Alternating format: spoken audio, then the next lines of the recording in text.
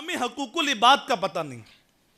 शोहर बीवी के हकूक का ख्याल नहीं करता, बीवी शोहर के हकूक का ख्याल नहीं करती।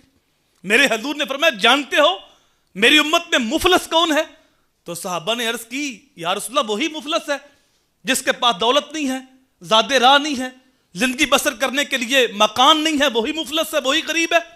मेरे हजूर ने फरमाया, नहीं, मेरी उम्मत का मुफलस वो है जो क़यामत के दिन नेकियों के पहाड़ लेके आएगा, जिसके पास नमाजें भी होंगी फर्ज के अलावा नफल भी, जिसके पास फर्ज हज के अलावा नफली हज भी होंगे, उम्रे भी हैं, सदकात खैरात भी है, और वो जमाने में मशहूर है कि ये बड़ा दरिया दिल है, बड़ा सखी है, बड़ा मुत्तकी है, अजान भी देता है, अकामत भी पढ़ता है, लेकिन जबान का तेज है।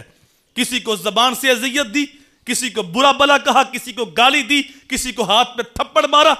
जब कयामत के दिन वो नेकियां लेके आएगा तो जिसके साथ ज्यादती की होगी, जुल्म किया होगा, वो भी आ जाएंगे। अब देने के लिए कुछ नहीं होगा तो अल्लाह फरमाएगा कि इसके बदले इसकी नेकियां ले लो। वो नेकियां सारी उनको दी जाएंगी, लेकिन जिनके हकूक गसब किए थे उनकी लैन अभी भी लगी हुई है। फिर अल्लाह उनके गुनाह इसके खाते में डाल देगा, गुनाहों का बोझ इसके कंधे पे होगा। तो मेरे हजूर ने फरमाया कि मेरी उम्मत का मुफलस वो शख्स है जो कयामत को नेकियों का पहाड़ लेके आएगा, लेकिन नेकियां लोग ले जाएंगे और अपने गुनाह उसको दे जाएंगे। ये है मेरी उम्मत के अंदर जो मुफलस आदमी। तो आज हकूक का ख्याल नहीं किया जाता। बीवी होती है, वो हर बात के ऊपर अपने भाई को तरजीह देगी, अपनी माँ को तरजीह देगी और अपने बाप को तरजीह देगी। उनके अपनी जगह हकूक है मेरी बहन, लेकिन जब बीवी शोहर के निकाह में आ जाती है तो सबसे मुकद्दम हक शोहर का होता है।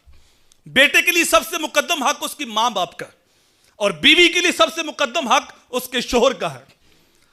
एक साहबी घर से रुखसत हुए तो उनके ससुराल नीचे रहते थे और वो बलाई हिस्से में रहते थे। अपनी बीवी से कहा कि मैं जा रहा हूं तजारत की गर्ज से, लेकिन तूने मकान के नीचे नहीं उतरना।